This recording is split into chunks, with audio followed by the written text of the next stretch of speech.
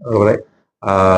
MIDC police station येथे दिनांक 6/6/2026 रोजी CR नंबर 312/2026 हा गुन्हा दाखल झालेला होता. यामध्ये खांडापूर शिवारामध्ये जो फेब्रुवारीमध्ये एक पारायण सोहळा झाला होता. त्या पारायण सोहळ्यामध्ये नागरिकांकडून, भक्तांकडून एकत्र केलेल्या देणगीपैकी शिल्लक जवळजवळ 3 कोटीच्या पेक्षा जास्त रकमेचा अपहार केल्याची तक्रार MIDC पोलीस स्टेशनला प्राप्त झाली होती. त्या सदरचा गुन्हा दाखल झाला होता. गुन्हा दाखल झाल्यापासून MIDC पोलीस स्टेशनचे अंमलदार आणि अधिकारी आम्ही स्वतः असे सदर जो गुन्ह्यात नमूद केलेला आरोपित आहे किशोर धोंडीराम शिवणीकर उर्फ जाधव यांचा शोध घेत होतो. सदरचा आरोपित आज रोजी स्थानिक गुन्हे शाखेला मिळून आलेला आहे. त्यांनी सदरचा आरोपित ताब्यात घेऊन आमच्याकडे पुढील कारवाई आम्ही ताब्यात दिलेला आहे.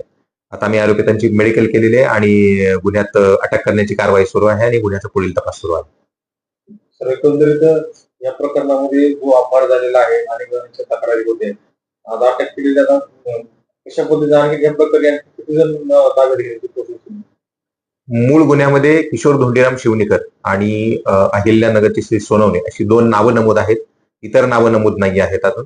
त्यामुळं आता ह्यातला प्रमुख आरोपी अटक केल्यानंतर तपासामध्ये जे इतर आरोपी निष्पन्न होतील आणि ज्यांच्याकडे ह्या पारायण सोहळ्यातला प्राप्त झालेला जो निधी आहे, हा निधी ज्यांना ज्यांना गेलेला असेल त्यांना त्यांना त्याच्यामध्ये पडताळणी करून पुढील कारवाई करण्यात येणार आहे आणि गुन्ह्याचा वेळेत तपास करण्यात येणार आहे.